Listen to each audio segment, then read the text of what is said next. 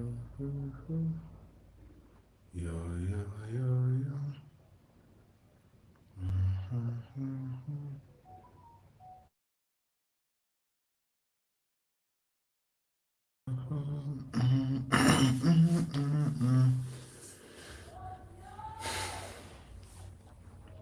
Comrades, good evening, good morning, good afternoon, wherever you are tuning in from. Uganda sawa zili 2:35, and as we speak right now, kafyu fe abatambuza bu pikipiki yamaze ddo tukwata abali balina emmotoka bebeetala. I salute you all. We thank God that we are still here, we are still alive. We thank him for the struggle for freedom and democracy in Uganda. Tumwebaza olw'abakulembeze baffe abatukulembera, still preserving us. And we thank him basically for we are here and for our season and for our reason. And we pray that by the time we expire and go back to him, we shall be still. Tunaba kyekya tusindika nga tukikoze. Sali muna Uganda, Alice number 0, Chagu Keys, mwena babuzaako mwebale kujja kubeerawo as we share some few insights and some few developments about the progress of our struggle for freedom and democracy in Uganda. Ennaku oba wiiki gye tuyise eweddeko ebadde very trying eri abantu bangi, especially abafumiitiriza ku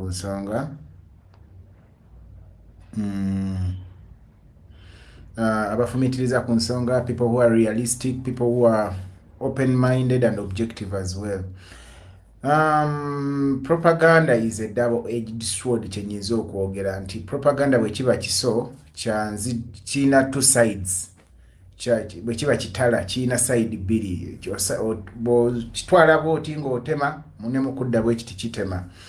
Nti you can never be one. Propaganda bw'aba atandika si kyangu kupima wawaana akoma, kiringa ng'okoleza oluyiira. You can never tell how wild the fire might get. Nti onaasobola ogucontaininga singa guba ogumaze okwokya obw'oyagala. That is one of the biggest challenges. And we should be as sober as possible bwe tuba nga tuna progressing beyond propaganda, beyond conspiracy theories, beyond just okwogera obwogezi for the sake of okwogera. The reason why communication ebeera ya mugaso, once you communicate, you're supposed to deliver a message. So once you deliver the message, the recipients must also receive it, and then maybe ne bakuddiza feedback okulaga nti ky'obagambye bakitegedde. So the kind of messages and information we spread in this struggle for democracy and freedom in Uganda, tulina okubeera nga tuli very smart, very systematic and very well organized. Nti ensigo y'ebigambo bye bwegwa mu bwongo bw'omuntu ebeere ng'emuleetera first of all okwebuuza ebibuuzo bingi ye nga ye nga bw'abyeddamu, emuleetere okutakinga action where it is necessary, n'okumuleetera kwegamba okubeera ng'asobola okugonjoola ebizibu byaba asisinkanye, especially nga tuli mu struggle. As we speak right now, mu Uganda lita y'amafuta eri wakati wa nnusu akasanvu n'omutwalo ogumu n'ekitundu across the country depending on where you are. Nga tuli ku social media kuno nga tusikangana ebitogi nga abalala babuzaabuza, abalala buli muntu ng'avuga ayisaawo kyayisaawo. Let us get to know that things are getting out of hand day by day. And it's really very unfortunate that fe ababaddewo nga front eyina okubeera ng'erabisa nakyemalira, eyina okubeera nga emenya ebyo byonna nakyemalira bye yazimba mu bwongo bw'abantu nga tudissolvinga ebyo byonna nakyemalira bye yaconditioning abantu okukkiriza. It's unfortunate that right now tusazeewo butabeera sober enough, I would think. Mu struggle ever since the president came on board, nze nkikkiriza nti teriyo muntu ayina kufeininga ignorance, teriyo muntu ayina kukkiriza sigala nga takyerowooleza, nga kweganga teyeetegeerera. It's no excuse. First of all, he opened our conscious and consciousness yaffe yalinnya politically. Ti buli kintu ekibaawo we have the right and the ability to question, ne twebuuza ne twebuuza nti lwaki ebintu bitambula bwe biti. Propaganda, most people tebamanyi nakyo kitegeeza actually, if I may say so. Propaganda mu ntegeera yange ennyangu bwe bubaka obuteekebwateekebwa ne bufumbibwa busaasaanyizibwe okuvuga abantu towards a particular direction. Kati obubaka obwo buteekebwateekebwa buva within the struggle ate ne buva ne ku side ya nakyemalira. Naye nga bwe nabagambye nga ntandika propaganda bwe kiba kyambe kirina obwogi bwa side bbiri nti kisala eno ne kisala n'eri. Omuntu yenna yeemanyiiza okutambuza obubaka obuteeketeeke obufumbe obuyiiye bw'akyemanyiiza ne gufuuka omuze n'enkola ye, amazima ebiseera ebisinga gatuuka ne gabula ne gafiira ddala, era time neetuuka ng'abantu appetite yaabwe tekyalina ku mazima wabula ng'eri ku ebyo ebiteeketeeke ebifumbirire bitambule. Era time etuuka ebyo ebijweteke gwe nandiise propaganda oba ukamuyitemu na wolokoso nadda mu kifo ky'amazima. Ngera oli omuntu ne bw'omugamba facts tayagala ziwulira kubanga ziba tezinyuma, ziba tezaapiiringa mu mutima gwe awulira, ziba tezimutuusa, tezimugambira ddala ekyo kyayagala kuwulira. Era kyova olaba nga abantu aboogera ebyamazima batera kubeera nga tebafuna following nnene nnyo, so nga ate aboogera ebifumbo oba ebiteeketeeke bafuna following nnene. Olutalo terutera, nkunze from my personal perspective, terwandibadde ku bantu bameka abawuliriza obulimba oba kale obubaka obuteeketeeke, naye kyandibadde nti ebigambo byo bisize ensigo ki. That should be the main objective of anyone who communicates, especially as far as the struggle is concerned. What impact is your message to the society? How does it help the struggle to progress? How does what you say make the struggle become solid and more foundational? Nti message gyotambuza enyweza etya struggle nebeera ng'esimbira ddala emirandira, nti omuyaga ne bwe gunajja olw'obwo obubaka bwe wayisaawo ku mukutu, omuntu alijjukira ekigambo kye wayogera n'akinywererako n'agenda mu maaso, ebintu ne bitagira kugamba ebintu ne bitamutabukako. Limprezo, you said propaganda is information of biased or misleading nature used by the author to promote a political cause or point of. Thank you so much. That is so good. That is, I think, the most accurate interpretation.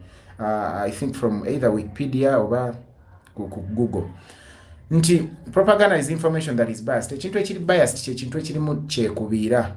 Misleading kyekintu ekiwabya ekikozesebwa oyo aba abitandise okubaako nga promoting a political cause oba endowooza. And kansookere ku side ya NRM. Wetwogerera, I don't know how many of you people abazuukuse oba batandise okukiraba.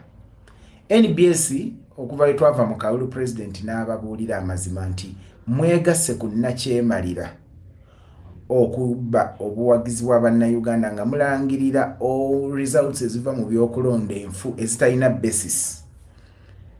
NBS president we yagigamba amazima netuggulako olutalo kafungula nkete era mu lujjudde. Era abakigendera NBS ennaku zino n'okuviira ddala January ng'emaze okulangira ebyokulonda by'ekifuulannenge eyina engeri gyevugamu narrative za NUP ng'olabira ddala kutusabula day and night. Bw'ovaawo bwe bateekayo post abasajja ba NBS abo bw'okkirira mu comment section bannanga abasajja batuwalula mu bisooto. Abasajja batuwalula mu bisooto n'ogamba ffe abaafuganga social media twaddawa. Comment section wenjagala ogende ku page ya NBS wadde abamugamba mwagiblock and all that. Eriko ba consumers bangi kubanga erina following eweza million 2+. Naye osangako comment 15 nga zonna ziwalabula struggle, ziwalabula president waffe, ziwalabula ekibiina. Kyokka ffe tetuliiwo to rebut oba okuzzaayo obubaka obuwakanya ebyo abatuvuma oba abatuwalabula bye boogera. Nti ate olumu n'abagezaako okuddamu ebyo aba NRM oba abateekete ba propagandist ba NRM bye boogera bawemulawo buwemuzi. omwana ayinza okuleeta ekisoko ekiwemu nga aleeta ekivumo ng'akitaddemu ebirungo byonna n'okwata ne kutama lwa Katonda wange. N'ogenda okukebera profile picture nga ya president ne mukyala we Babi nga bali wamu. Ogenda okukebera nga n'erinnya nti oba gundi wa Nuupu oba gundi wa Kyagulanyi oba gundi wa Bobby, and it is usually heartbreaking. Olw'ensonga ogwo omutendera luli gwali gukkirizibwa mu kulaba kwange nga tetunnagenda mu campaign trail. Okay, tetunnava mu phase eyo eyasooka. Ndowooza kyali kikkirizibwa okubeera loose cannon, okubeera omunyiivu n'obeera nga omala gayiwawo by'oyiyeewo. Naye bwe twamala okulondebwa ensi nekkiririza mu President Robert Kyagulanyi nti ye mu president omulonde, naffe ffenna abasindika struggle okulaba ng'egguka tulina okweyisa mu ngeri eyoleka ekyo nti ekituufu tuli gavumenti empya, kyoba ekituufu tuli kwegamba yeffe abaliwo abakulembera. Naye ogenda okulaba ng'omutindo gw'abo abaddamu bannanga ate nga gutuyuwa abaana bawemula. Sijja gamba nti abali wano muwemula, abaana bawemula kwegamba naawe n'owunga n'ogabane buno obwongo bonna omwana yabutadde mu kuyiiya kivumo bwe kiti. So what am I trying to say? NRM mu kutambuza propaganda waayo eyongeddemu amaanyi mangi. Kyokka ffe the way we are responding oba ku speed oba amaanyi ge tutaddemu mu kukombatinga propaganda oyo matono nnyo. For instance, ne mmala mpandiika post ng'ewaana Patricia Sewungu ng'evuma Lumbuye oba kali naye batemuvuma naye ng'emulengejjesa, eyinza okuggyako engagement ya comment nga 2 3 nemba nkozeseza just an account nga sikozeseza page. Naye ate bwe mpandiika post saawa eno ng'evuma NRM oba ng'erengejjesa, tejja kubaako nnyo comment na share ziri awo. Nekitegeeza ki? Nti saawa zino obwongo bwaffe psychologically kati buli programmed just ndowooza to look for negativity within the struggle. Kyokka kye twagala nti n'omulaba yennyini amaaso tugamugjeeko. Ekyo tekitegeeza nti ebikyamu ebiri munda mu nnyumba yaffe tetulina kubyogerako, ba tetulina birongoosa oba tetulina kulaba nga tufuba okulaba nga twetereeza. But what I'm saying is, in doing so, we are losing the bigger picture and the bigger battle. Today, since yesterday actually, nabadde ntunula ku page za NTV, Daily Monitor, NBS, wona ebabeera boogerera ku National Unity Platform.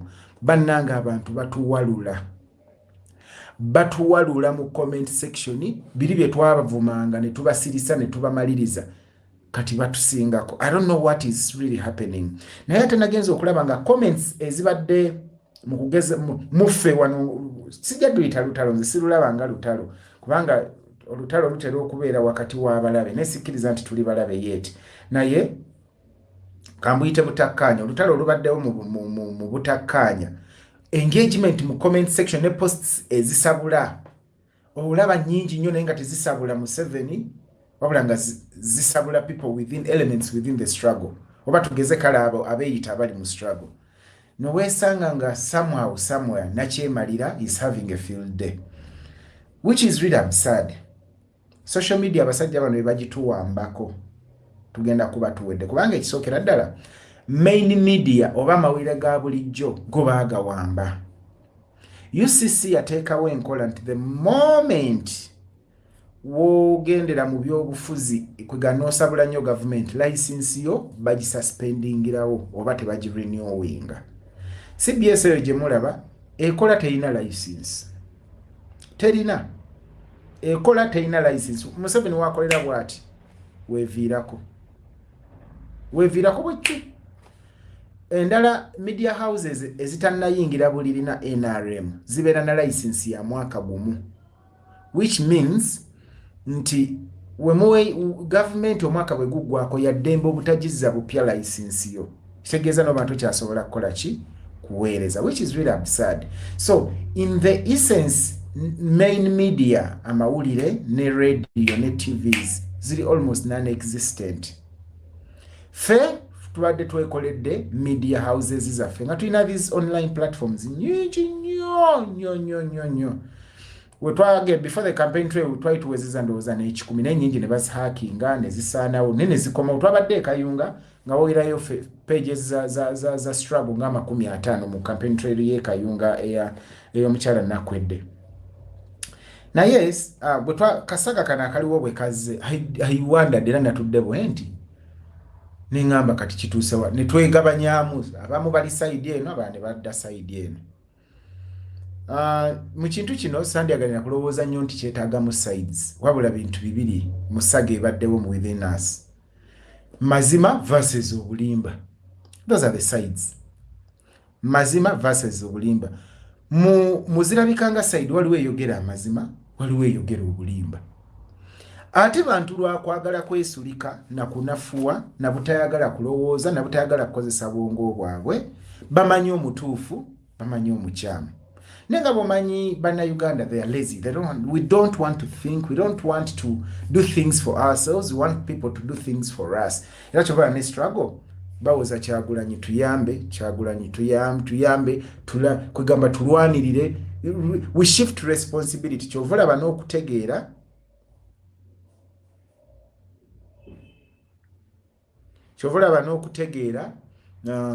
Abantu baagala omulala abategeerere. Someone can't sit independently nagamba okay president atugamba omuntu tuli mulabira ku bikolwa byabwe bikolwa ebyo tebibeera bya one time bibeera consistent byazaakola nga biddiringana kwata omuntu omu muteke side eno muteke side eno teke ku minzaano ogambe okay ono over and over again abadde akola ati abadde akola bwati ono over and over again abadde akola ati abadde akola bwati onagenda omalirizawo ng'ekituufu okitegedde. That is in case you want to engage your mind nga tuyagala bakutegeerere tuyagala bakulowooleze. So propaganda we twogerera saawa zino atutuusizaawo. Bw'olaba Daily Monitor erera ekubye omutwe nga gwogera ku poliisi wa traffic police ow'amagye bwe yamukubye amasasi nga ow'amagye yadde atomedde ekipande ky'amafuta emmotoka eyo yatomedde mu mateeka poliisi ebeera eyina ejjisika egitwale ku police station. Naye abamilitale baakuba owa traffic amasasi yali agezaako sika emmotoka eyo gwe mutwe ogubadde ku Daily Monitor. New Vision neekuba omutwe omunene nnyo nti NUP abakulu mu NUP balwanagana. Okitegeera New Vision gye twogerako abakozi ba New Vision bonna tubasasulira ku musolo gwaffe. It is government owned nti kitegeeza yaffe nga bannayuganda fe abagiwa omusolo. Nene tuyiwa mu headline awo neje funa details awo n'ebigatta n'ebifumba n'ebisiika bonyeze ku Facebook page yaabwe nga comments zonna eziriko zibadde nno nyingi nga comments zonna eziriko zitusakata busakasi kakati mulimu abagambye nti mwe NBS NTV biki mwabizira TV kate no kankubuulire singa tebadde bantu kiba kirungi obizira pages zaabwe no bantu ziyitako naye fact nti waliyo abantu bangi kyandibadde kya kirungi pages zibeerako nti obulimba bwe basaasaanya obeere ready obusaabulula bakitegeerekeka beera ready obuconfrontinga obagambe nti ekituufu kiri nti Museveni atta abantu ekituufu kiri nti Museveni abba amataka ekituufu kiri nti Museveni musosoze mu mawanga ekituufu kiri nti Museveni afugidde emyaka 36 ekituufu kiri nti Museveni yatta abantu mu kalulu akawedde. Those are the facts zo ino kuberanga ku page okokola ki oziteekako ezo zote zeetaaga nagundi awakana omuwe ekyokulabira nti Frank Senteza abasirikale aba commander in chief abwe ye Museveni akula adumirago okutaka ye mutabani we. Like those are simple facts zosobola confrontinga like osobola otomera abantu bana BNRM n'obubaka ng'obwo naye abasinga mbabulire omulimu gwe musobola okukola abasinga ddala babeera online mwaguvaako kati ku ground wobanga toliiko ku ground nti tugeze ojje otambuze enjiri physically tokeera nkyako tugeze noweewa list y'abantu 10 bogenda okukubira e Uganda obagambe mukyuke muwagire NRM at least lwanira ku simu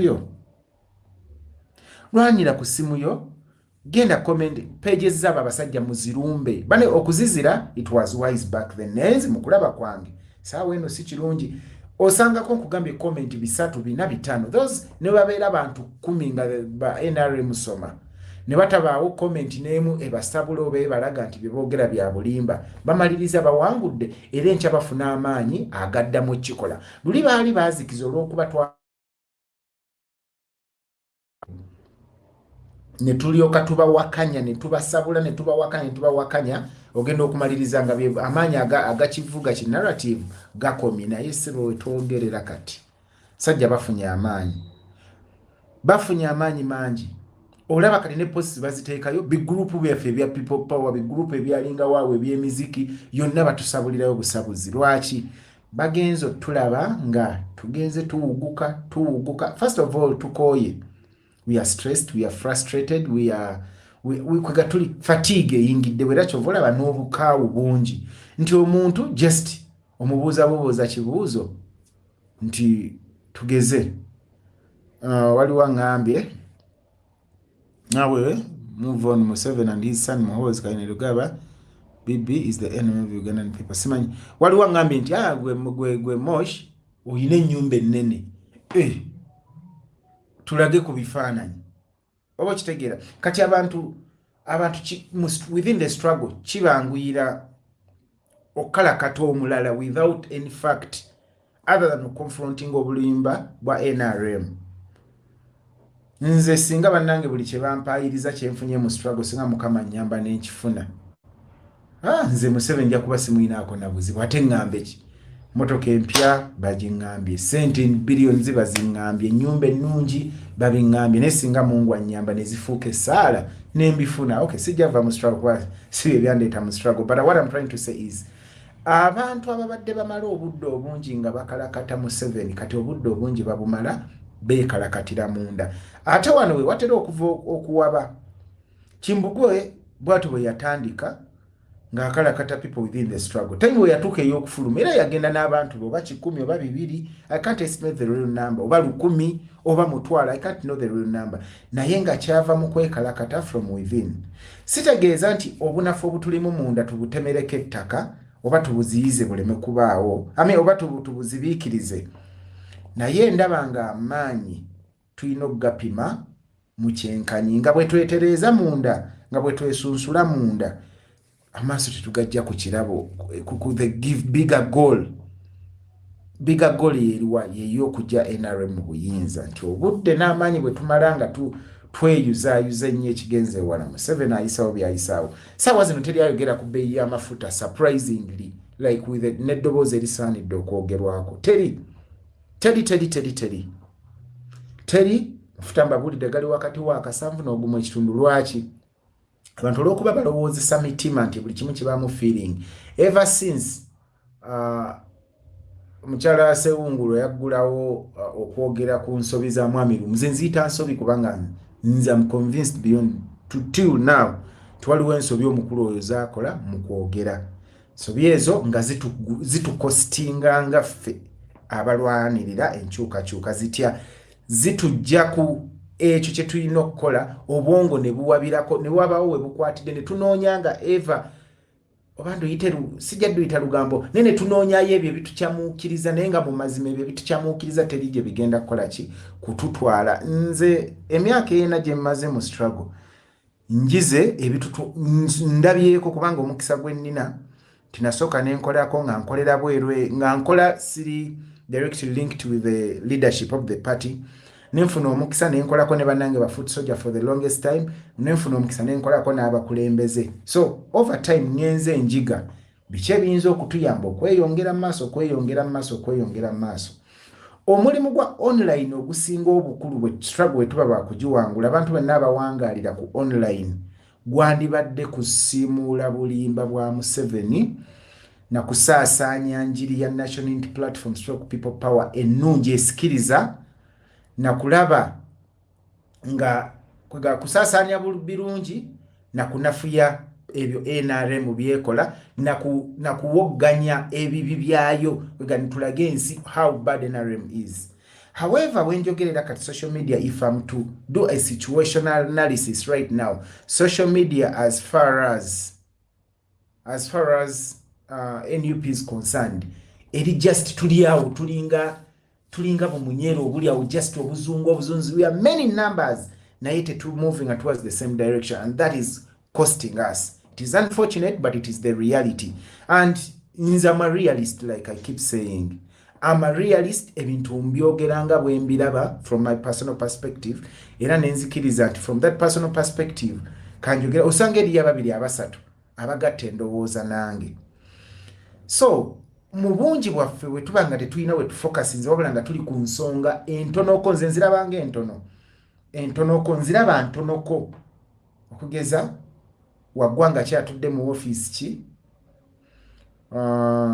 siraba nnyo bwe kitwanguyiza mulimu gujjako mu 7 mu kulaba kwange, okugeza okulumbagana buli tugeze batakwatagana naffe, especially nga teba NRM.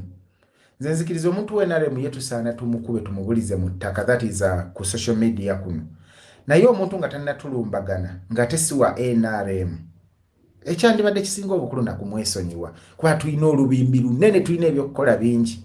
We just move on. Oyo n'ogamba kamuleke bwe tulituuka eyo ng'omulimu guwewuse, amaanyi otusobola okugagabanyamu. Naye kati amaanyi ogagabanya olwane n'ekkereziya, ogagabanya olwane n'establishment y'emmangu, ogagabanya olwane n'ebibiina ebirala ebyobufuzi wadde tebituwagira, omaliriza oli exhausted, ogenda otuuka ku mulabo omutuufu nga okooye era kyovulabwa mu bukoowe ekyamaanyi ky'olina okukola kuwemula na kubavuma. Ate nga facts mbabuulidde ennyangu, ebifaananyi tubirina eby'ebikolobero bya Museveni, articles tuzirina, amawulire captions tuzirina okunafuya bano abasajja. So twebereremu, this is the time okumanya nti buli propaganda lwe tumusaasaanya, especially nga tali well constructed, nga simusava bulungi. Omanyi abasajja abatambuza propaganda ne conspiracy theories bakiruka ekintu nga kirungi nnyo nga tekikubikamu na bituli, nga kwegamba oli bwakitunuulira kiri so believable. Naye ebyaffe byetuluka, ebyaffe byetufumba, ebyaffe byetuzimba, olumu ogenda obiwulira nga it's drama. Basically nga it's drama n'ogane ono singa asirise busirisi, kubanga era bw'osirika teriyo akukunulayo kubuuza kino kyogerako, people just let you be. So in reality tuddemu tukumwanya amagye gaffe. You don't need to be under ekyoto, you don't need to be under any particular blogger to do what you're supposed to do. You don't need to. You just have to wake up and decide, ngenda kuwaayo obudde buno ngende ku page z'abana abasajja be NRM nsanuule obulimba bwabwe, kubanga abasajja abo bali active and they are smarter. President yatulaze categories zaabwe nnya ba propagandists nnya nazitunyonyola bulungi. Actually what I'm going to do on I'm going to share navunudde ekiwandiiko ekyo mu Luganda. Abamu temwagala soma Luzungu, nagezezaako nkize mu Luganda. Unfortunately simanyi nnimi ndala. I wish I knew several other languages. Nandibadde nsobola okukivunula mu nnimi ez'ekinnansi nnyingi, so that wabawo omuntu yeekwasa ng'awaba, owabe ng'omanyi, ogoberera abantu ng'omanyi nti wano mugoberera naye ndi mugwagwa, mugoberera lwa bugwaga bwange na bunafu bwange. Oleme kugamba nti gundi yaŋŋambye. Gwobeera otyawo nga the only thing you can quote nga bw'oyogera ku nsonga ne bakukaza ng'ogamba Moshi lwakuba yayogedde. Obeera muntu kika kiddala. You can't be that kind of person. Baako nawe beweezuulira ng'osobola okukirowoozaako n'okyezuulira no becoming authority about that particular subject. For instance, bw'ogenda n'obikkula ku internet n'oteekamu buteesi corruption scandals in Uganda, ojja ozisoma zonna n'ozimaliriza n'ozitegeera, by the end of the day nga you are an authority as well. Naye olinde motion kugambe nti Museveni ku luno oluguudo yabba billion 20, olumu I'm even misquoting figures, olumu si bituufu, ate mwagala ebikanga bannange. Katula live eno singa nataddeko omutwe nga guli mu capital letters nga munene, ntaddeko breaking news neteekako ne emoji w'omuliro. Singa most of the people are like, katujje tulabe ekyokya, mugenda okutuuka ng'ebintu bikwasa n'ensonyi. So comrades, my prayer is one. Buli muntu ali mu struggle muno nga mwoli ng'era gwe weereeta, weebuulirire wekka omanye what you need to do to advance the struggle. Mulabye nakyemalira agetinze mu organized propaganda wise. nkubulidde NBS etusabula NTV olumu neyisayo article nojja mu comment section nga all the comments are just negative about NUP and about people power. Kati gwe bw'osalawo n'ogetinga stuck mu bintu ebitalina nnyo gye bitugatta n'oleka abasajja abo otambuza obulimba, manya ekirimbo ekiddiŋŋane omuntu atuuka n'akikkiriza nga amazima. Omuntu kati kankugereza eri abantu betulowooza nti bambega naye nga tukirowooza lwakuba someone said those things repeatedly about them. Naye nga bw'ogamba omuntu nti leetayo at least akabajjo k'obujulizi, just a small piece of evidence about how wrong this person is, nga no one has evidence, but simply because someone has said something over and over again repeatedly, notuuka n'okikkiriza, something that is so fundamentally wrong. So as a comrade in the struggle, have that open mind. Now you're taking any step endala. Besides having an independent mind, lwana nnyo to discover facts by yourself, onoonyereze nga gwe kubulidde in this era eya technology and the internet, access to information tekikyali kizibu. It's no longer hard. Ebintu byayanguwa, whatsoever you want to know, you just Google. You will get to know the facts. Instead of waiting for me to feed your mind with false information, biased information. Tekyandibadde bwe kityo mukwano gwange. It can't be like that. Things have to be different in this era and phase of the struggle. Tuyina okulagawo enjawulo that we are progressing. Ebigambo bye twayogeranga edda ne tuyimba nti gundi yalya oluyimba saawa zino lonchi yaggwa ne lukoma. Gundi Munyarwanda, eggwanga ly'omuntu lwafuuka ddi olutalo. Gw'omuganda ennyo bajjajjaabwe abana abataano emabega okakasiza ddala temuliimu jjajjawo yazaala mu mukazi gwe yanyaga Bunyoro oba Busoga oba anywhere else. Okakasa oli Muganda nnyo.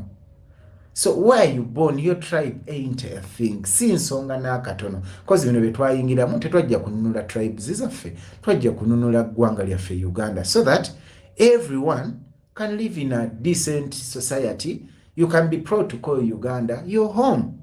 That is the main issue we signed up for in this struggle for freedom and democracy. Naye gwe nobeeraawo ng'ogugwo kutwala buli kizze. Remember, if you don't stand for anything, you will fall for everything. Baako kyoyimiriddeko, and most importantly, always choose to look for facts. Facts bazitestinga, facts ziwangaala, facts are very easy to verify n'omanya nti ago mazima. And like I told you last time, in case of information, you want to collect information regarding the struggle and the National Unity Platform in general, don't come even to a choto.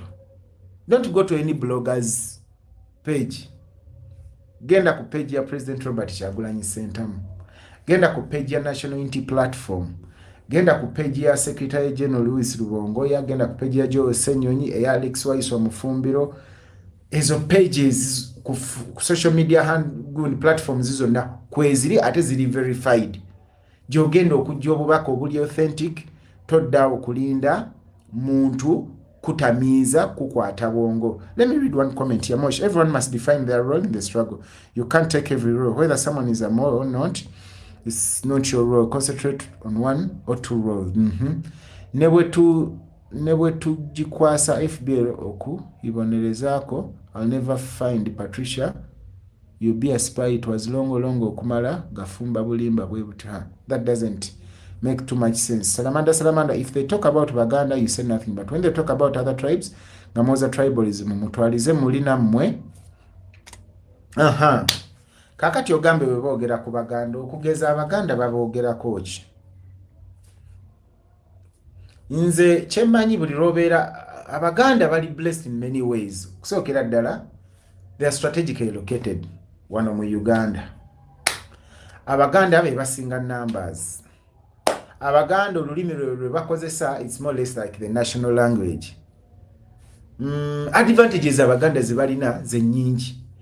Nze kyesitakkiririzaamu mu nsi muno si kibi okwegana tribe yo. It's not bad. It's not even right. You should be proud of the tribe you are. But it should never be kwegamba ngeringa yi strong point. Tize ndi wakabi olwokuba ndi Muganda. Tishegeza omulala oli wataba wakabi tegeza si Muganda. those kind of statements. Novuma omuntu nti oyo tayagala Uganda olwokuba munyarwanda tayagala, I think that is so petty. Kati olwokuba nti ekyo ekibozi naffe tukitambuza abasajja batadde ne ku defensive olwokuba nti naffe tukikumamu omuliro n'osanga omuntu ayambadde beret oba ayogerera mu struggle within the struggle ng'akivuga nnyo nti n'olaba nga buli akola ekikolobero olaga nti munyarwanda olaga nti oba majorly it's Banyarwanda is the term that is used. Batuuso tuteeka ku defensive twewozaako buli saa nti bannange NUPC ya Buganda, NUPC ya Baganda. Yet we don't need even to apologize for our tribes. We don't need even to explain people why we belong to certain tribes, because none of us chose to be born in Uganda or in Muganda. All of us found ourselves here in Uganda within the boundaries that were taken over by colonialists. So tribes should never be the issue. They should never be. We should never classify people's category. Ebikolwa lwaki tugamba buli akola ekibi, especially ng'omuntu ayogera wano kati akye kifuuse kyanziriza nkuddize omuntu ayogera nga alowoleza nnyo ku layini z'amawanga bw'alaba ekibi akituuma ggwanga ddala kati ate ne liri eggwanga eddala bwe liraba ekibi kirituuma Baganda. Kivula Bosco ne bw'atandika okwogera kimu bibiri Abaganda musosola, yet we know Abaganda tebasosola because it is here in central Uganda where you find Nani Baganda as leaders and no one gives a damn. Negendo otwale amanya ag'Oluganda ogatwale in any other region of the country. Ojja kulabanga bagobayo. But that is not the issue. But because you are strategically located, it attracts several other tribes okusettlinga wano, which isn't a crime. Ne bajja tuwangalirawo okumaliriza nga bawo bayiza Oluganda beyisanga Baganda nga n'okwesimbawo basobola okwesimbawo. I give you an example of one Derek Nyeko. He's a Japadola. Achiikirira wano mu gaba Machindye West ye MP waayo. West East, I think it is West. Ye MP waayo. Musajja East jali. Naye nga yajja n'asettlinga wano nayiga empisa zaffe. And tribe doesn't become even an issue. Naye olw'okuba waliwo bannange muffe abayimba tribe nefuuka tribe Museveni amaliriza akituddiza nti all of the time tulina ovaayo okunnyonnyola nti bannange Kyagulanyi gwe yawasa si ye Namakula yawasa Itungo nti Secretary General w'NUP bannange si ye Mulindwa ye Rubongoya nti deputy w'omukazi Zedriga si ye Nanfuka nti wabula ye Zedriga era ava Mambuka nti Dani Magic musajja mu mugundi w'engulu mulango nti si ye Kalibala wabula yani you wrote Daniel. Nukegamba, we have always to explain and sing just because sometimes we also play to the tune of the dictator. So let us liberate our minds, comrades. Omulimu gwaffe kulabisa nakyemalira, especially most of us who are on social media. Tulabise nakyemalira mu mbeera yonna esoboka ebibi bye tubikube ensi mu maaso.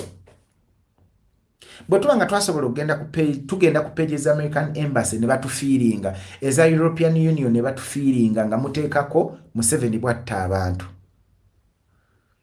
Lwaki tesobola kugenda ku pages za NBS baani bano nabo tubalage nti bannange mubadde mulowooza mutuwambye, we are back. Bajja tufiiringa. Luli abantu ba diaspora mwa partneringa n'abantu abali ku ground. I know many of us became dishonest. Many of us mutuwa sente nti tugende tukole kino ku ground netachikola netatuuka. It's very, very true. Era sijja kuwolereza aba foot soldiers bali eno.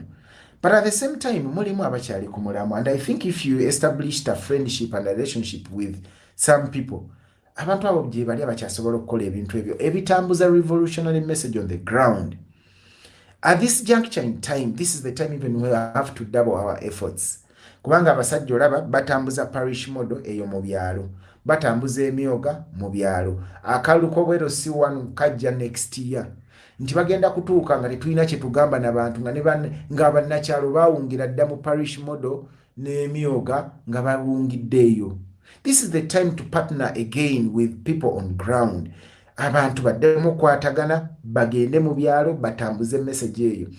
twakubisanga zi calendars ne tuziteeka mu nyumba z'abantu ne balaba ku president waabwe misana kiro ne kati kalenda zaggwako omwaka gumu emyaka 2 emabega kubanga ezisinga zaali za 2 ye time y'okuzaamu kalenda z'omuntu kimulumirize n'abaana bakule nga bamanyi nti president omutuufu yoyo. Museveni gwe mulaba ebifaananyi bye niwe tabayagala afuba okulanga babiwanikayo. Teriiyo ki mulimu gwa government office ya government otagenda kusanga mu kifaananyi kya Bosco. Teriiyo.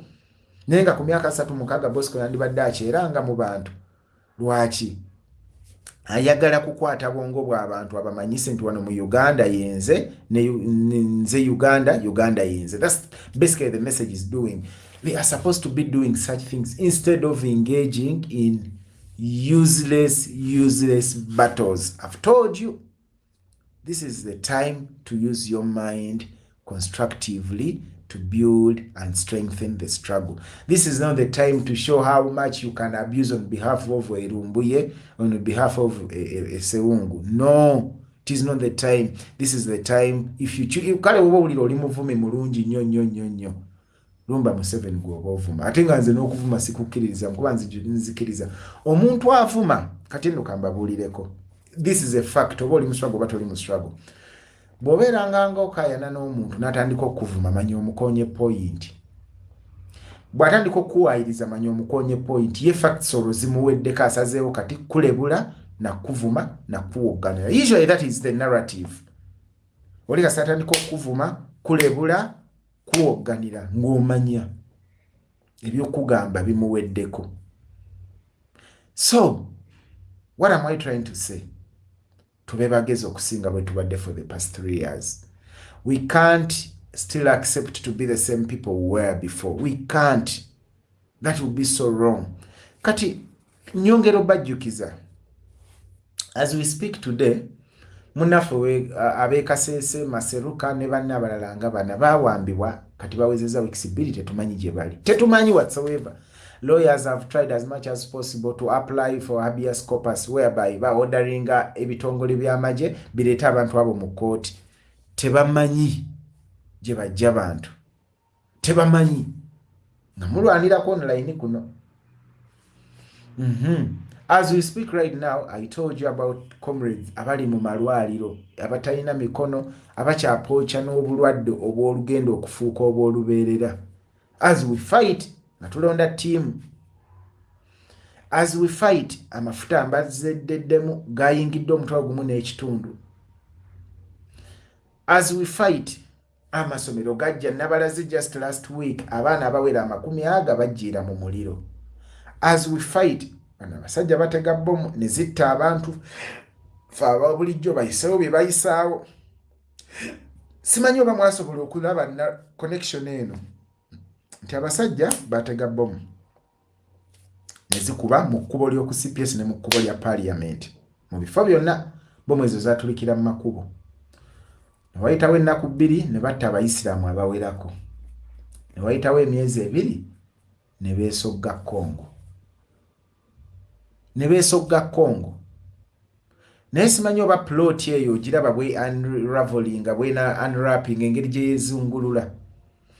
Tega bomu zikube bwe zimala aye abasiraamu ogambe be bajulizi actually bw'omala gattawo n'abantu abo b'okutoga be bateze bomu bw'omala yingire Congo. Kati mashini y'embaawo ekaaba e Congo. Excavators zino ezagenda mbu zigenze kulima nguudo z'e Congo kati ziri kuyiikuula buli kyabugagga ekisoboka e Congo.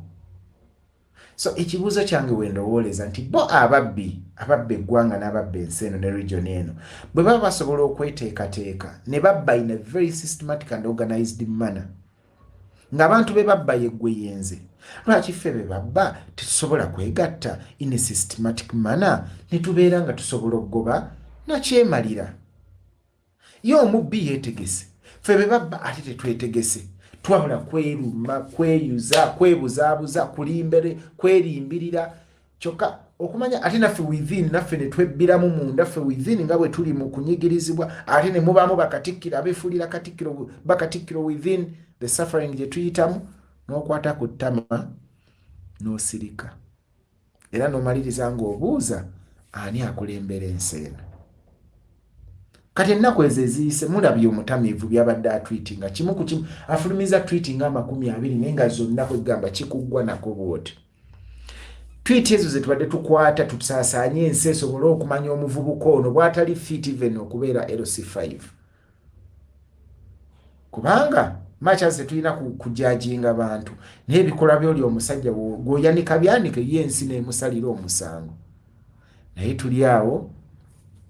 We are all lost in a maze. We are like tuli mugundi mu puzzle tuzonga tudeno bwe twetomera bwe kumanyiza dictator ali ku mapeera waggulu yesekera. So comrades, this is the time to graduate. Ola ne boba oli mu ssomero nasale ogivaamu. Bova mu nasale nova mu primary. Bova mu primary nova mu ordinary level nogenda mu advanced level. Naye gwe why should we keep moving the struggle in the same manner nga yote graduating nga tekulakulana simply because oli munafugo okwerowooleza oba just oyagala propaganda oyagala kwira bibozi bikusanyusa ebyo ebibozi bidamejinga otuuka nga tokyasobola kukola critical thinking kululwo nga tokyerowooleza olinda nze nzize nkunnyonnyola enkutegeerere. That's one of the problem of propaganda aleeta obukyayi obutaliiko nsonga. Era okumaliriza genocide atandika bwatyo. Bino byemulaba emize Rwanda abasajja radio bazeefuga abo nga baneetema abahutu n'abagundi nga bagenda okwetema batuusi. Radio ze bayisangako propaganda ne boogera kino ne boogera kino ne boogera kino ne bavuga binarrative okukakana ng'omuntu akimye ejjambiya mu nnyumba alumbye omulala. Why should we drive such narratives? Ensi tugenda ginnyonnyola ki nga amawanga ga intermarriage ye order of the day. Intermarriage is the order of the day. President yakulaga nti omukyala gwalina ava lukunjire. Kati bw'oli tuuka ng'ogamba okke bonna abava mu Eastern Uganda babi ejjambi yeekaabe. First lady wo gw'onaasookerako. Tulaba nga biba byabugwaga biba tebituzimba. So, bannayuganda twebeereremu. We should try as much as possible to graduate from our basic way of thinking and reasoning and try to see that we push for a better Uganda, but in an organized manner, and that organization will start with personal organization. Because if you are personally organized, you look for other organized comrades and then you will move in the same direction. But if you choose to be disorganized, you'll be falling for each and everything. Ojja kuba ozungire n'ozungire ng'oliawo just ozunganga embuyaga bwekufuuwa nga gyogwa. Leero n'owuliriza kino obwongo bwo buwa ekitiibwa. Your mind, protect your mind because it's all you've got. Ng'era oyagala to fail in this world, kkiriza someone else to occupy and manage your mind. Mind control is the way the world is manipulated. Don't accept to be manipulated. Gulawo obwongo bwo, laba, wuliriza, fumiitiriza, salawo. Then you see, ojja kula progress mpola. And let me tell you, once you positive, ng'obwongo buli positive, nga toyina malice, toyina bias, toli negative, oyagaliza, ogenda kuwangaala ku mulamwa gwo kwegamba tobaako na pressure ate ekiba kikugobaganya. Ekisooka oba tofaayo nsi kyekulowooleza nti enaakusalira omusango olw'okuba nti munda naawe muli oba weematiza nti nkola kituufu sina gwe nnumya sina njagaliza kwega ndi mulambulukufu period. You won't struggle. President Kyagulanyi n'ekyo kyakubya bannababufuzi abasinga. He's not in parliament. Ali ku national unity platform awo olumu yeeberera na wakanga bwakwasaganya meetings ze. Talina pressure ng'oggyeko okubeera nti alina bulumi eri ggwanga na bannayuganda abongera okubonaabona buli oluzibye. Netayinange ne bamulumba. Natwabadde ekyokulabirako ekyakakwenza. President omu kubakulembeddemu okubanja Kakwenza. Naye nga Kakwenza yamuyitako empute head. Stella Nyanzi emirundi gy'avumye Kyagulanyi togibala ne he keeps reaching out. Bannana bandi bamukalakata misana kyo ne bamukyusa bati. He keeps reaching out kubanga alina omutima omuyonjo. In all that we do, be true to yourself and have a clean heart. Ojja maliriza mu struggle oginyumiddwa, osigadde ku mulamwa, osigadde kwegamba toka, you say you're not insulting but you just building the struggle ojongerako because The longer we remain divided and also being driven by propaganda, tujja maliriza na kyemalira tusiza gye twadde tasuubira kutuuka. 2026 mulabanga ali ewala. Nike katutanda na musajja oyo n'atutuusaayo. Bannange mwalaba okulonda okw'oluwedde. Nze nalaba ebintu bye sitalabangako mu kulonda okuwedde. Nasula literally mu nsiko nga ninga omuyizzi. Nalina akamotoka ka vitiizi ke nagenda nako. Nakakweka mu kisaka for days. Gasobola nakavuga. Nga ndi mu kutya Sebaka ngugumuka nogenda mu ka district ng'e Karenga. Karenga ali eyo Karamoja boda ya Sudani ne Uganda. Naye nga mulimu loogi bbiri. In the entire town council. Tosobola tolina wewebaka kubanga okimanyi oba nakunoonya mweri loogi bw'oba tolimu bakusuubira mweri. N'osula ng'ositamye bw'oti. Ako kalulu ka 2021 nga Bosco tannamanya maanyi gaffe wegenkana. DRA forms ne tuzireeta sinza nabyogerako how we transported them. Naye basically ne tubeera nga tulinga abaddu mu nsi yaffe. Uganda eno neefunda edda nga tuli bato nga batugamba ensi eyinza okukufunza naye ng'olaba ensi nga zinyo tesobola kukufunza. Naye a day came, a moment came, ensi neetufunza naye ng'etufunza lwakuba tuli mu struggle period. Nga ndaba abantu abakaaba mu struggle naye nga kale buli omu alina engeri gy'adealinga ne pressure. Nze bwe basobola kujja wano n'enkaaba nnaku nnyo nnyo tekitegeeza nti mba bulungi. No. Naye nkimanyi sajja kulya menvu. Ate teri yampita bula I was convicted by the purpose for which we started this. Nengamba nange kanzinye ngatteko ettoffaali. Kiba kyabwewusa okujja okulaga nti nze nwana nnyo singa ggwe era ninga abayamba so maybe pay me back oba mundabirire nedda. Me I don't believe in that. I believe buli muntu yajja abeeko kyakola mu struggle. Era wookomye weewo. Bw'oba luli omuntu wamuweereza ng'omutwalo nga tokyagumuweereza alina okitegeera nti naawe oli muntu olemwa nga naye bwe zimubuze naye zikubula. That is the spirit gye najja naye era nzikiriza. It's not mandatory for people to look after others. It's not mandatory. Wabula kiva mu mitima gyabwe emirundi noga that person is hard working. That person is sacrificing. Let me do this for them. Na oli wajjalo naku blackmailing ati nze gbolaba ndi foot soldier muyina okundabirira muyina okunzijanjaba mukwano. Siwe biba. Sikkiriza nti bwe kyandibadde. Sikikkiriza. I don't believe in that. However, out of the good heart, ne empathy, ne compassion towards each other, people should be willingly able to do that. So as we move forth, let us re-strategize. On an individual level, then, tuzukuse teams zaffe zetwalina. Let us resurrect them. Partnerships ezo zigende maaso. Orientation eddemu ebeewo. Bannange nga mwatambuzanga bintu ng'obubaka bwatambula before akalulu. Nga wenna olabira ddala population ezuukuse. Bannayuganda beetaaga kupika nnyo okuzuukuka. Gwazuukuse lwana ozuukuse abalala. Ate tobavuga ng'obabuza naye bavuge ng'obatwala ku mulamwa ogugattako. Once people are well educated, like civically awakened, abantu bagenda kulwana bokka bajjeko nakyemalira. Tojja na kwetaaga baduumira naye right now nga tebannabeera kubeera civically awakened. Kigenda tukaluubirira nti ne bwe tulikola live 100, 1,000 oba 1,000 nga tetugasseeko kutuuka ku bantu bali wano ku ground kubamanyisa buvunaanyizibwa bwe mu kukyusa embeera mu ggwanga lyabwe. Omulimu gukalubamu ate nga tetusobola kugulekera mu 7 kugulekera kitebe kyokka kubanga nakyo kiri overwhelmed dealing with the political issues, dealing with welfare issues. Kwegamba it's like emikono gya buli omu gijjudde nayo gy'oli amagezi mugalina. That's why I appreciate comrades like King Assad doing a great thing, a very great initiative where you run hashtags on Twitter, on Facebook. You come up with flyers. That is phenomenal. Kyakabi nnyo nga gyenkomeza. If many of us can emulate things like initiatives like that, zijja tutwala wala. Numbers on Facebook oba likes shouldn't drive us. Okay, bwe nzija wano tugeze nenfuna likes 1,000. Kinyambira wa mu struggle. Maybe olumu kale ogamba nti bubaka butambudde nnyo. Okay, butambudde but quality ya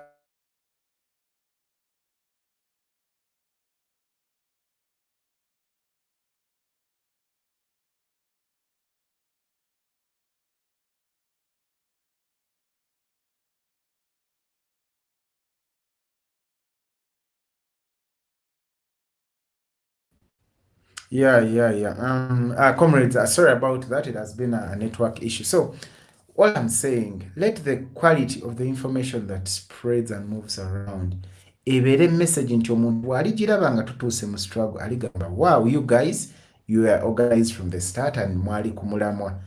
Naye bino ebintu by'okukyamuukiriza obukyamuukiriza abantu ne tuwoggana ne tukanula amaaso ne tukola biki ebyo, it's not taking us anywhere. Nowhere. Tukoke bitukyamulamuka awo ne tusanyuka, but it's inconsequential as far as removing and weakening the dictatorship is concerned. Ate n'ekirala temutiiririra mazima.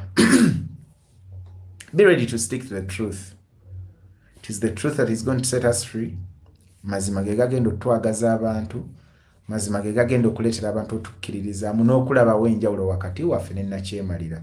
Okutambuza obulimba n'okuwaayiriza n'okwefuula bakajiiko nattabula, it's not taking us anywhere.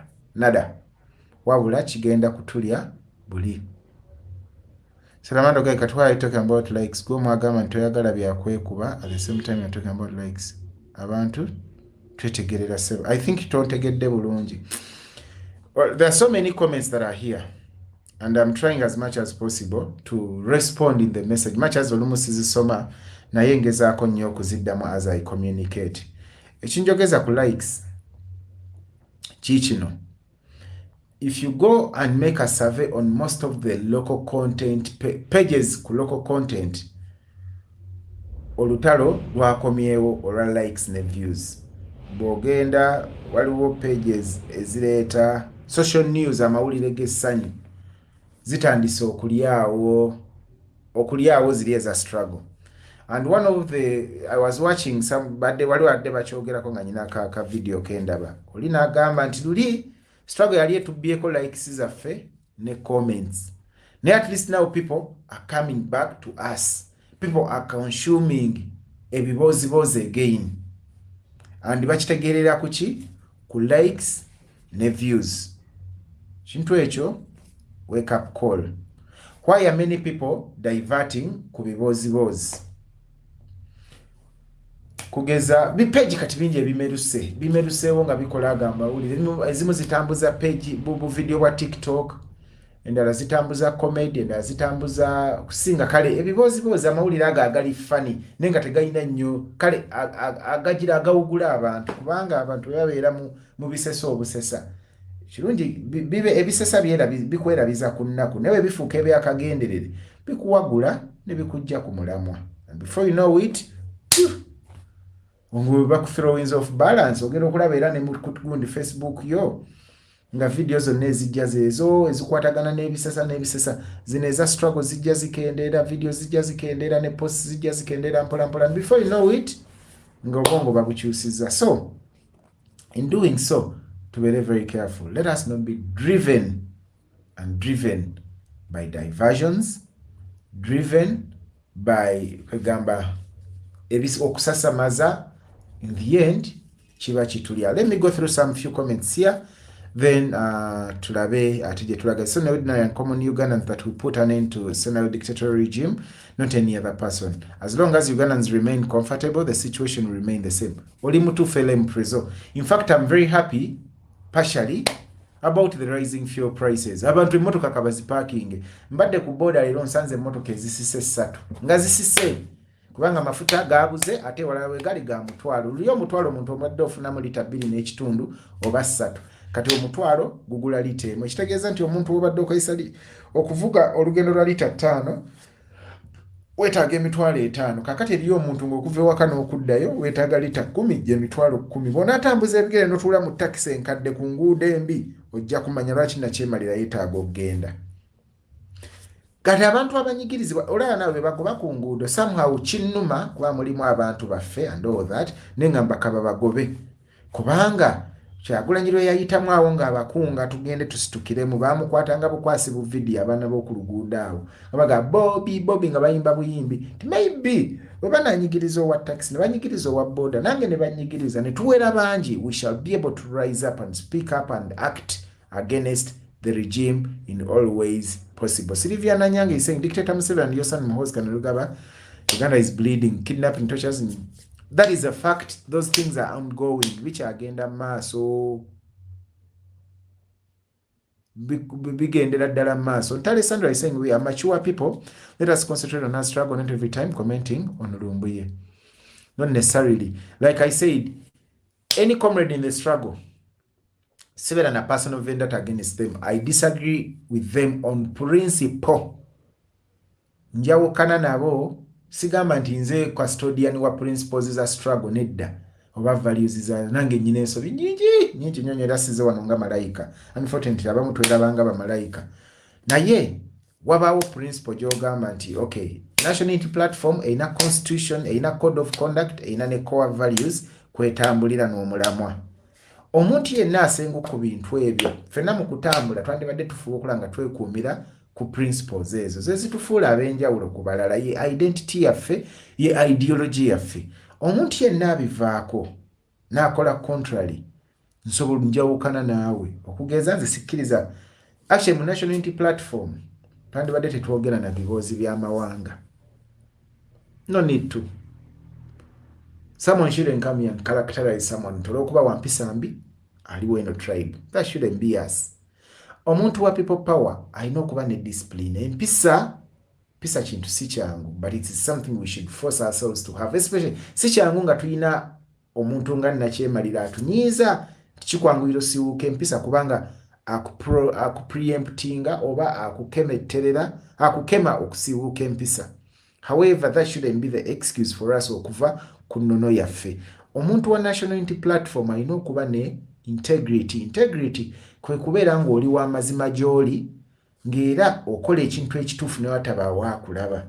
Nga bwe bakuwa nti omutwalo ogwo gutwalire gundi totuusa 9 olw'okuba teyategedde mekaze bamuwadde ng'ogutuusanga bwe guli. Integrity era w'ogirabira si bino kati ng'ene Uganda abasajja tufuka nnyo ku makubo n'olingiza eno oba waliyo akulaba n'ofuka. Buli lwaki olingizaayo kitegeeza omanyi kyokola kikyamu. Kitegeeza integrity tolina. Omuntu wa National Platform alina okupreachinga inclusiveness, unity. Mu National Unity Platform omuntu tetumusalira musango lwa ggwanga lyavaamu, tetumusalira musango lwa kikula kye nti mukazi oba musajja, tetumusalira musango lwa ddiini ye, tetumusalira musango lwa langi ye, muwanvu mumpi, kwegamba muto mukulu. We are inclusive. Tukuŋŋaanira wamu kyobula ebinnya lyaffe liyitibwa National Unity Platform. Omuntu yenna asalira omulala omusango kweza ensonga z'enjogedde abeera mukyamu according to the values of the National Unity Platform. In National Unity Platform, after inclusiveness, fidelity is being faithful to your words. Your words okubeera nga zisitu ng'ekigambo ky'omuntu asobola okyesigamako. Fidelity. Nti bwe kiba kisuubizo ng'okituukiriza, bwe buba bweyamo bw'okoze ng'obutuukiriza, nobeera ne fidelity. Mu National Unity Platform, your word must have that weight. Oba ntegeerekeka. Mu National Unity Platform omuntu alina okuba reliable. Omuntu ali reliable yatya?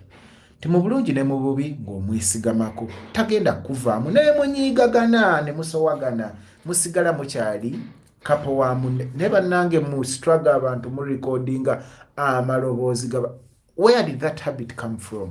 Mwafuuka ddi bambega ku bambega bannaabwe.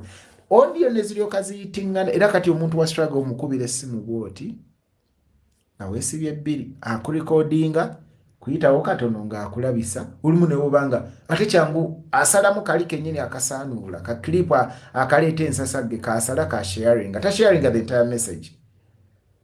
Nti omuntu tokyamwesigamako nti waayo no ndi mugumu anaaba n'emmizi nti oba talindekerera. You can no longer rely on people. What has happened to us?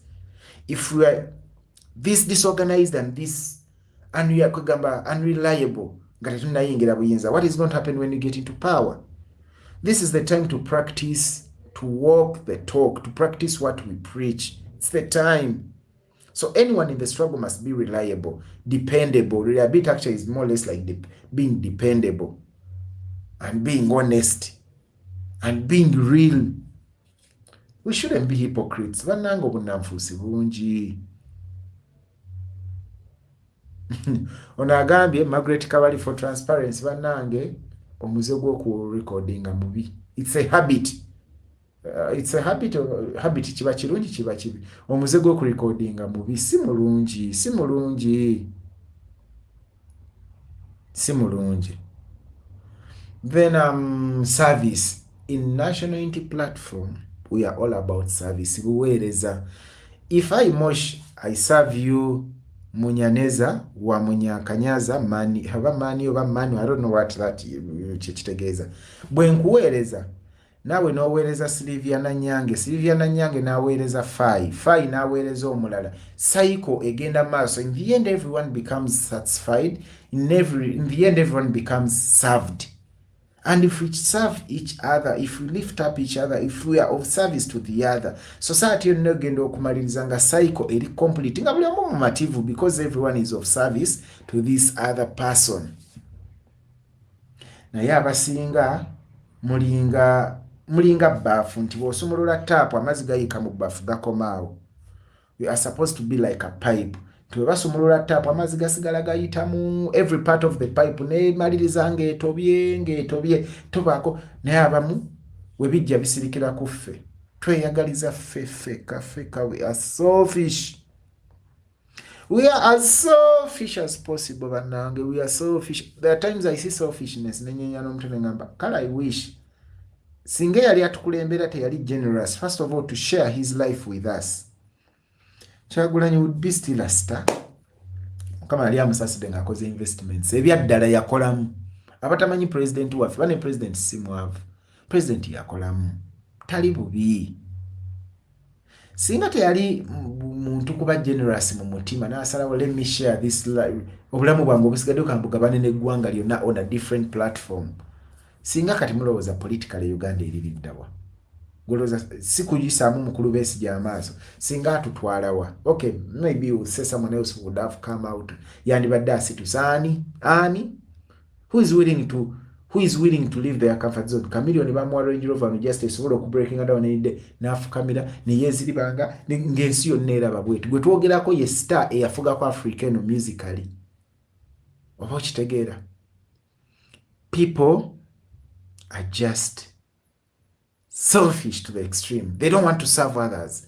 Kwerowooza era olaba abantu abasinga tusabula mu struggle abaali munaffe bano ba mirundi junior bafufiga baani bagezaako sigamu nsigo za selfishness bajja kubuza struggle gifunyeemu ki Bakyagulanyi bazimbye amayumba gonna babuuze nti okay, before the struggle kubonani yali asula mu nsiisira ani atali na business.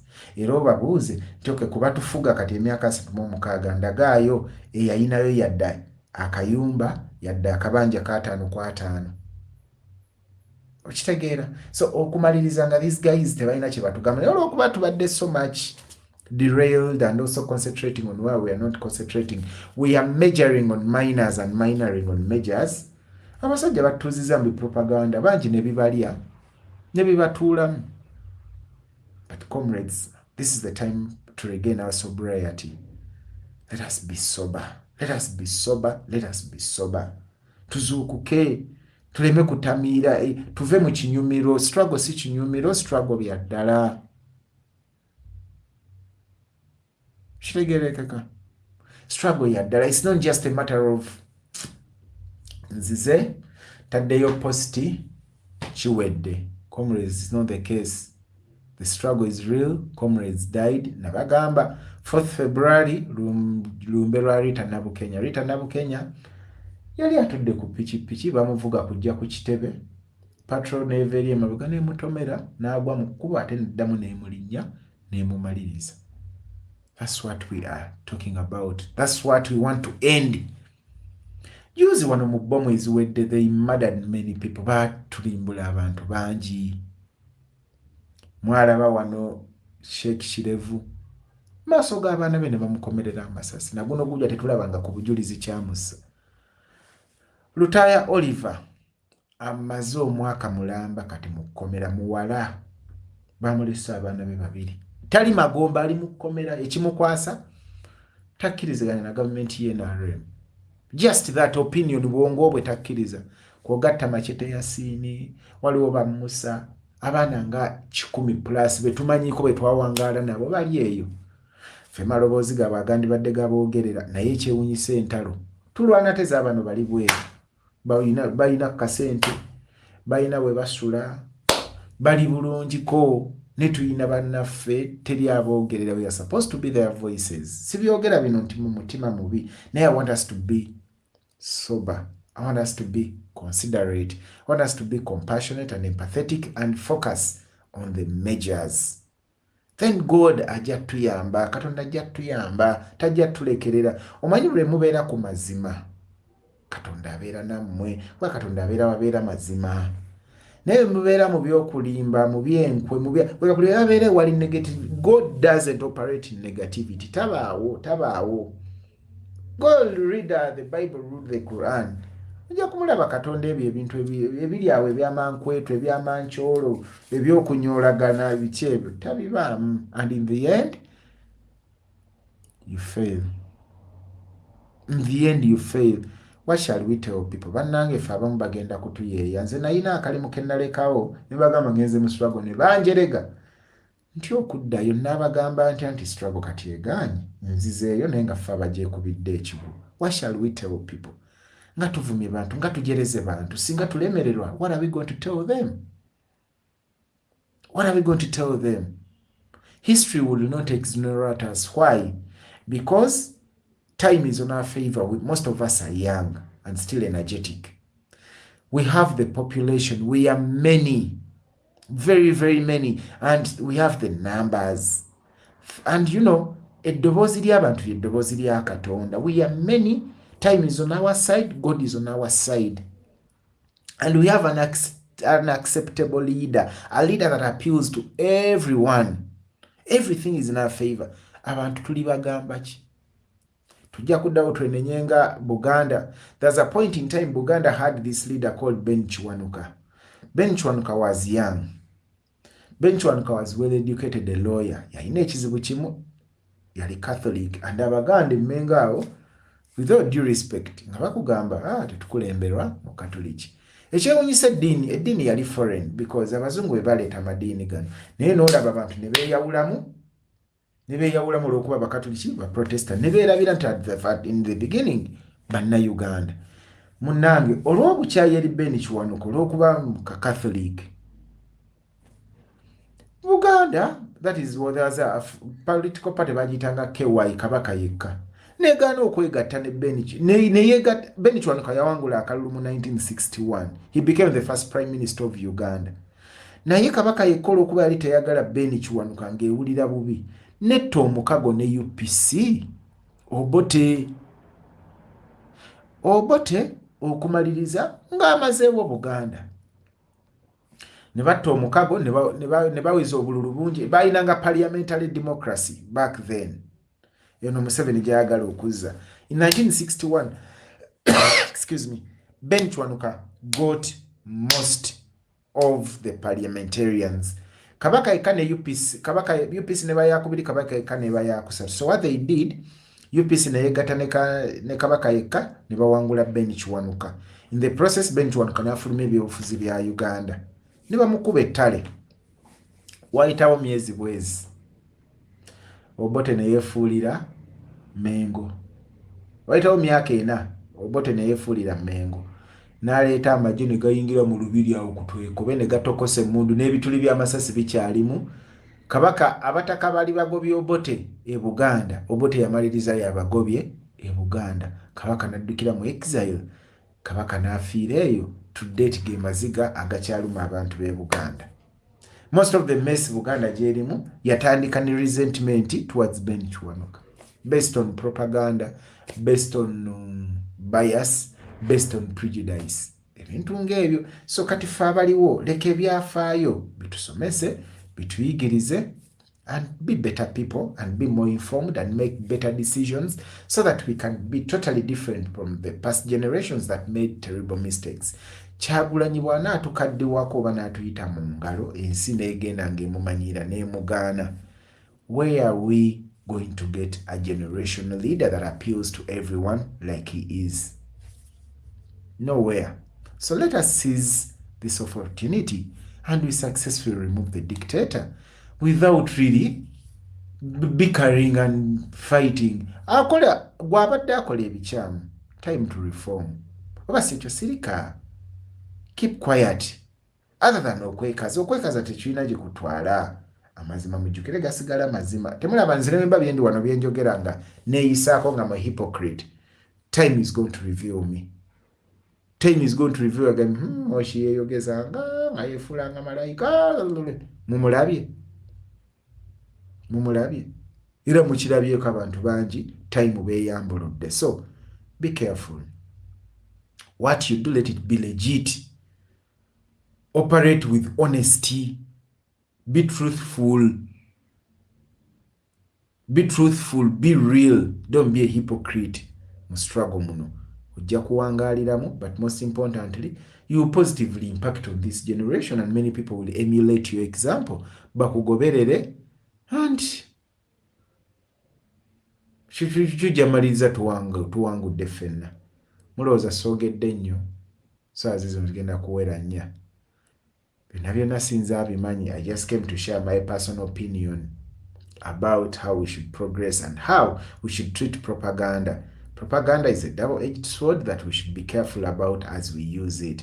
Remember, it is usually biased information. It is intended to incite, sometimes even to cause hatred, sometimes it's to cause ereetera omuntu obutalowooza nnyo. So for the sake of your mental health, for the sake of your progress and mental stability, consume propaganda with care. Nga bagamba drink responsibly.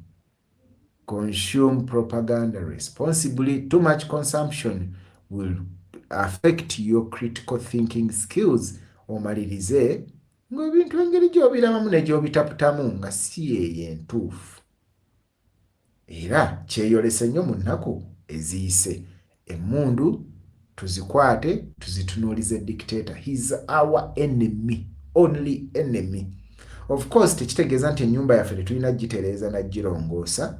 Ne tugirongoose ng'emmundu zonna tusigala tuzitunuuliza dictator.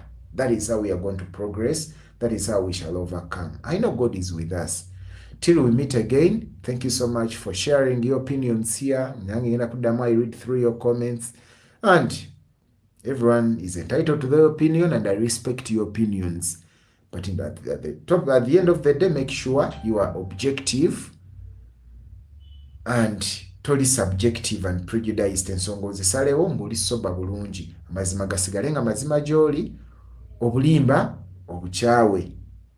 God bless you all. Good night and good evening.